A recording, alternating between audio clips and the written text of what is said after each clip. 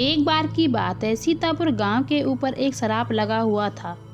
उस सराप की वजह से उस गांव में किसी भी लड़की की शादी नहीं हो पा रही थी। उसी गांव में एक छोटा सा परिवार भी रहता था, जिसमें राजू और रजनी उनकी बेटी राजकुमारी रहती थी। राजकुमारी को दूसरे गांव में रह रहे एक विनोद नाम के लड़का से प्यार हो जाता है। विनोद भी राजकुमारी से बहुत प्यार करता था। एक दिन विनोद राजकुमारी के बारे में अपने माँ बापों से बताने के लिए जाता है। वह राजकुमारी से शादी करना चाहता है। ऐसे ही उसके माँ बाप सीतापुर गांव का नाम सुनते हैं तो वह शादी से इनकार कर देते हैं। अरे क्या हुआ माँ? अरे उस सीतापुर गांव के ऊपर तो शराब है, शराब। नहीं नहीं माँ, तुम कैसी बातों में विश्वास करने लगे हो? कुछ नहीं होता है शराब फराब, ये सब बकवास की चीजें होती हैं। विनोद के माँ बाप इतना सुनकर वहाँ से निकल लेते हैं। शादी तो मैं राजकुमारी से ही करके रहूंगा और देखता हूँ क्या है सीतापुर गांव का शराब। अगले दिन विनोद झूठ बोलकर सीतापुर गांव के लिए निकल पड़ता है। वहां जाकर उसको ऐसा कुछ नहीं लगता है। उस गांव पर भूत और चुड़ैलों का शराप है। उसके बाद विनोद अपने दोस्त जग्गा के यहाँ रुक जाता है। जब रानी को यह बात पता चलती है तो वह अपने मन में बहुत ही ज़्यादा खुश होती है और उससे मिलने के लिए चुपके से बागों में जाती है और विनोद को देखकर खुश हो जाती है। विनोद, तुम यहाँ कैसे? आना पड़ा राजकुमारी। जैसे ही मैंने अपने घर तुम्हारी शादी के बारे में बात करी तो उनको कोई ऐतराज नहीं हुआ और उन्होंने सीतापुर गांव का नाम सुना तो उनके तो होश ही उड़ गए। मुझे इसी बात का डर था। मतलब कि तुमको शराब वाली बात की पता थी? वो तो पूरे गांव को पता है। यहाँ की लड़की से कोई जल्दी शादी करना नहीं चाहता है। पर ऐसा क्यों है? मुझे तो कुछ समझ नहीं आया।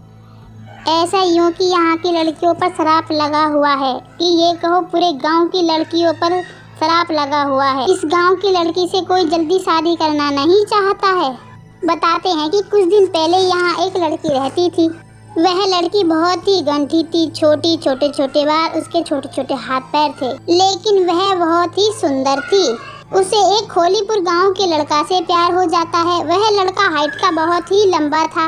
जब उस लड़का के घर वालों को यह बात पता चली कि लड़की बहुत ही हाइट की छोटी है और गंठी है, उस लड़की को उसके लड़का के माँ बापों ने बहुत डांटा था, लेकिन वह लड़का भी बौनी लड़की से मिलने से नहीं मान रहा था। फिर उसके बाद क्या हुआ? लड़की के बाप ने लड़का को पकड़ लिया था। फिर उसके बाद उस लड़की के माँ बापों ने उस लड़का को बांधकर रस्सी से अपने आंगन में उल्टा लटका दिया।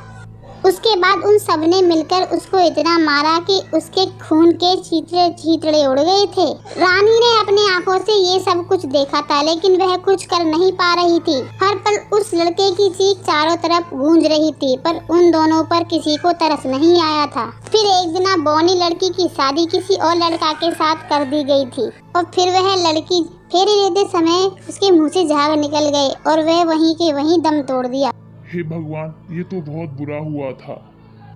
उस लड़की ने उसके बाद जहर खा लिया था और उसने भी वहीं के वहीं दम तोड़ दिया था। जब उन दोनों के प्राण निकल रहे थे तभी इस गांव को श्राप दे गए थे। यहाँ किसी भी लड़की की शादी नहीं हो सकती। सब उन दोनों की बातों को मजाकों में लेने लगे। तब फिर उसकी छोटी बहन की शादी हुई थी। वैसे ही उस लड़की के साथ हुआ। फेरे लेते समय उसके मुंह से झाग निकले और उसकी भी मौत हो गई थी। गांव में किसी भी लड़की की ऐसी ही मौत बढ़ती है जैसे वह लड़की मरी थी। मैं नहीं चाहता कि तुम्हारे गैल ऐसा कुछ बुरा हो। पर विनोद, मैं तुम्हारे बिगर वैसे भी मर ही जाऊंगी। पर क्या करें रानी, क्या इस शराब से मुक्त होने का कोई रास्ता नहीं है क्या?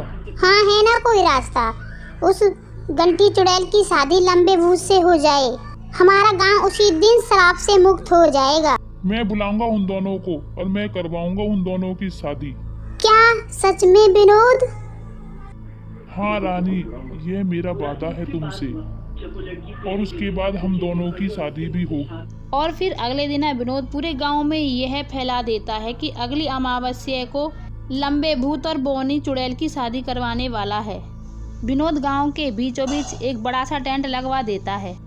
टेंट के लगते हुए बौनी चुड़ैल और लंबा भूत जाग उठते हैं। किसकी हिम्मत हुई यहाँ पर शादी का टेंट लगाने की? लगता है किसी की मौत आई है, मौत।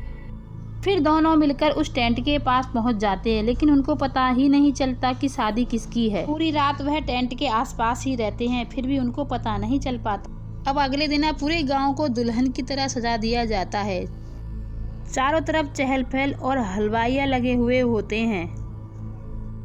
आखिर किसकी शादी है? ये सब गांव वालों की साजिश है कि उस लड़की को हमसे बचा सकें, पर हमसे कोई नहीं बचा पाएगा। जब मेरी शादी नहीं हुई तो यहाँ किसी की भी शादी नहीं होगी। हा हा हा हा हा हा। अब रात को विनोद रानी से कहता है कि वह कुछ औरतों को इकट्ठा करके टेंट में नाच गाना शुरू कर दे।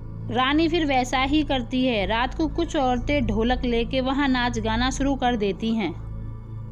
लंबी चुड़ैल और लंबे भूत भी वहीं खड़े होते हैं। उनका मन भी नाच गाने को करने लगता है और वह नाच गाना करने लगते हैं। वहां नाच रही सभी औरतें हैरान रह जाती हैं। बस उन्हें घुंघरू की आवाजें आ रही थी और बाकी कुछ नहीं। और उन्हें एहसास हो जाता है कि लंबा भूत और गंठी चुड़ैल उन्हें बांधकर नाच रहे होते हैं। ढोलक बजाते रहो और नाचते रहो, बस वह आ गई है। बौनी चुड़ैल और लंबा भूत तब तक नाचते रहते हैं जब तक वह थक नहीं जाते। जैसे ही घुंघरू उछलना बंद कर देते हैं, वह सब समझ जाते हैं कि चुड़ैल और भूत दोनों थक गए हैं। उसके बाद चुड़ैल और भूत घुंघरू वहीं उतार कर वहां से चले जाते हैं। विनोद तभी रानी के पास आ जाता है। देखो ना, वो आई थी और उसने किसी को नुकसान नहीं पहुंचाया है। हाँ, वो तो आज ऐसे नाची है जैसे उसी की शादी हो। चलो आगे का प्रोग्राम करो और तुम सब मेहंदी की तैयारी करो। रानी फिर मोहल्ले की सभी औरतों को बुला लेती है और मेहंदी की तैयारी करने लग जाती है। सब औरतें मिलकर एक दूसरे को मेहंदी लगाने लगती हैं। तभी वहां बौनी चुड़ैल पहुंच जाती है। अच्छा, कल संगीत, आज मेहंदी। आखिर ये यहाँ दुल्हन है कौन? यहाँ दुल्हन तो कोई चमक ही नहीं रही। चुड़ैल इधर उधर देखने लगती है और उसे वहाँ कोई दुल्हन नजर नहीं आ रही थी। फिर उसका ध्यान मेहंदी की कीप पर जाता है। कितना शौक हुआ करता था मुझे मेहंदी का। मैं माँ के आगे सबसे पहले हाथ कर देती थी बचपन में कि मैं ही मेहंदी लगाऊंगी। आज बहुत मन कर रहा है मुझे मेहंदी लगाने का। फिर चुड़ैल मेहंदी की कीप उठाती है और अपने हाथों में मेहंदी लगाने लगती है। उसकी मेहंदी इतनी सुंदर होती है बहुत। चुड़ैल मेहंदी लगाकर बड़ी खुश होती है और इधर उधर घूमने लगती है। फिर वह लंबे भूत के पास पहुंच जाती है। ये क्या कर रही हो? कल नाच रही थी और आज मेहंदी लगा रही हो। पर वहाँ तो कोई दुल्हन है ही नहीं। कल हमें उस लड़की को मारना है जिसकी शादी होने वाली है। हाँ हाँ, मुझे याद है। बस मुझे कल का इंतजार है। तुम ये मत सोचो कि मैं खुश हूँ तो मैं ये सब भूल गई हूँ। मैं इस गांव की किसी भी लड़की की शादी होने नहीं दूंगी। फिर अगला दिन होता है। सब जगह जोरों शोरों से तैयारी होने लगती है। सारे गांव वाले भी शादी के लिए तैयार हो जाते हैं। पूरा गांव अच्छे से शादी के लिए तैयार हो जाता है। तभी बौनी चुड़ैल और लंबे भूत वहां पहुंच जाते हैं। देखो तो जरा, ऐसी शादी तो मैंने कभी नहीं देखी है। पूरा गांव शामिल है और सजावट तो देखो, और दुल्हन कहाँ है?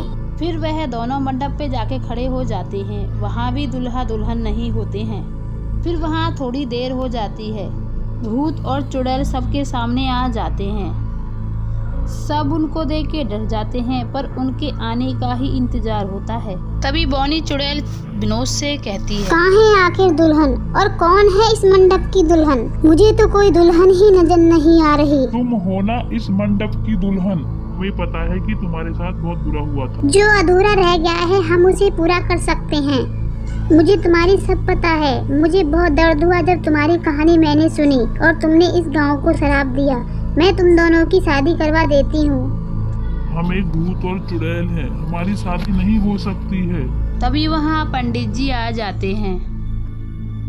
बिल्कुल हो सकती है और मैं करवाऊंगा तुम दोनों की शादी, और तुम्हारी शादी में पूरा गांव शामिल होगा। तुम दोनों की शादी के बाद इस गांव को हमेशा के लिए मुक्ति मिलेगी। तभी गांव वालों के कहने पर भूत और चुड़ैल इस शादी को हाँ कर देते हैं।